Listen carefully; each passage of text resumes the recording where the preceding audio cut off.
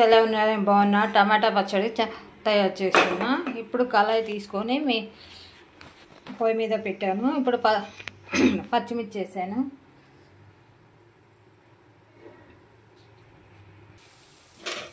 పచ్చిమిర్చిలో water తగ్గేదాకా తిప్పేసుకున్నాను. పచ్చిమిర్చి కడిగి పెట్టుకున్నాం కదా, ఇవి వాటర్ దించుకునేదాకా కడిగి పెట్టుకున్నాం. ఇప్పుడు కడిగి పెట్టుకున్నాం కదా, పచ్చిమిర్చిలో కొంచెం వేగడానికి ఆయిల్ వేసుకున్నాం.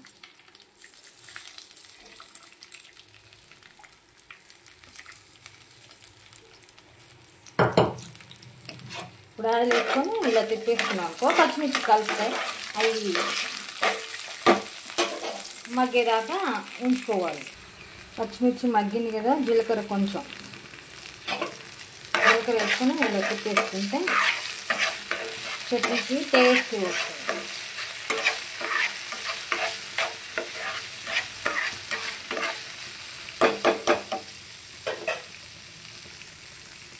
ఇప్పుడు వెల్లుల్లిపాయలు వేసుకోవాలి.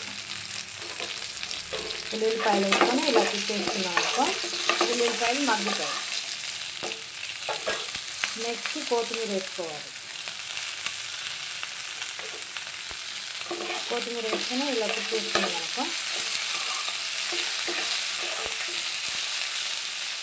టమాటా పచ్చడికి మంచిగా టేస్ట్ అనేది వస్తుంది. కొత్తిమీర నూనెలో వేసుకుంటే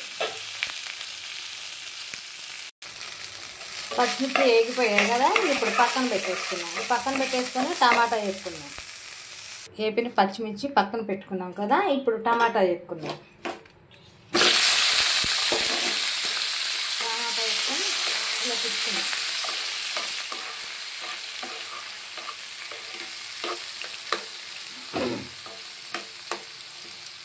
టమాటా ఇంత చాక్లెట్ అంతా చింతపండు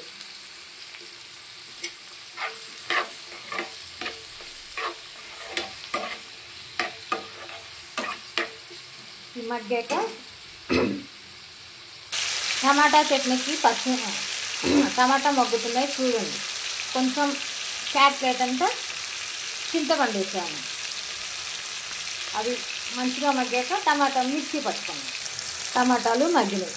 కొంచెం పసుపు వేసుకున్నాం, పేస్ట్ పొడి. పసుపు వేసుకున్నాక ఇలా తిప్పుకోవాలి.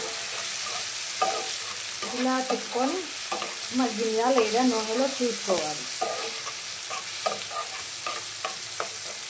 తీసుకొని కొద్దిసేపు ఆరబెట్టుకోవాలి. పచ్చడి వేడైనది తగ్గిపోతేనే టేస్ట్ వస్తుంది పచ్చడి. కొంచెం సాల్ట్ వేసుకోవాలి సరిపడా. సాల్ట్ వేసుకున్నాం కదా, మూత పెట్టుకొని ఇప్పుడు మిక్సీ మీద పెట్టుకోవాలి. తిప్పుకున్నాం. పచ్చిమిర్చి పట్టించుకున్నాం కదా, ఇప్పుడు టమాటా వేసేయాలి.